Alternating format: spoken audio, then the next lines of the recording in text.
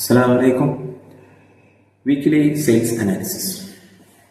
കഴിഞ്ഞ വീക്ക് അപേക്ഷിച്ച് നമ്മൾ ഒരു 34K ഇൻക്രിമെൻ്റ് ആണ് നമ്മൾ ചെയ്തിട്ടുള്ളത്. അറൗണ്ട് പെർ ഓർഡർ 1129 നമുക്ക് കിട്ടിയിട്ടുണ്ട്. അപ്പോൾ അത് കുറച്ച് നല്ല പെർഫോമൻസ് ആണ്. പിന്നെ ടോപ്പ് പെർഫോമർ ആയിട്ടുള്ള ഐറ്റംസ് ആദ്യത്തെ ഡേറ്റ്സ് 200 ഗ്രാമാണ്, 1138 പീസാണ് നമ്മൾ ടോട്ടൽ സെയിൽ ചെയ്തിട്ടുള്ളത്.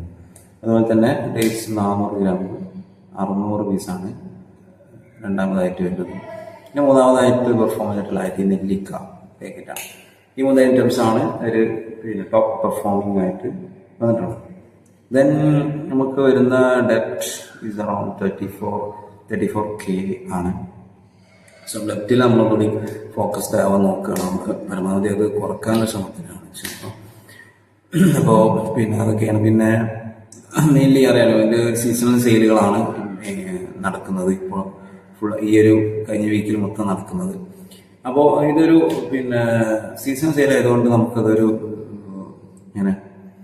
ഒരേ വേവില് ആണെന്ന് വിശ്വസിക്കാൻ പറ്റില്ല. കാരണം ഒരു സീസണൽ സെയിലാണ്, റമദാൻ സീസണൽ സെയിലാണ്. അത് കഴിഞ്ഞാൽ ഈ ഒരു വീക്ക് കഴിഞ്ഞാൽ നെക്സ്റ്റ് വീക്ക് കുറച്ചൊന്ന് ഒരു ഗ്രാഫ് ഡൗൺ ആയിട്ട് വരും. പിന്നെ നെക്സ്റ്റ് വീക്കിൽ നമ്മൾ ഇനിയിപ്പോൾ ചൂടുകാലമായതുകൊണ്ട് നമുക്ക് പ്രോഡക്റ്റുകൾ കുറച്ചൊന്ന് മാർക്കറ്റ് ഡൗൺ ആവും. അപ്പോൾ അത് നമ്മളെ സർവീസ് അവിടെ ഉറപ്പാക്കുന്നുള്ളതാണ്, നമ്മൾ സർവീസ് ഉഷാറാക്കുക എന്നുള്ളതാണ് നമ്മളെ ഒരു ധർമ്മം എന്ന് പറയുന്നത്. ഇൻഷാ അല്ലാഹ് അടുത്ത വീഡിയോ കാണാം. ഇൻഷാ അല്ലാഹ്. അസ്സലാമു അലൈക്കും.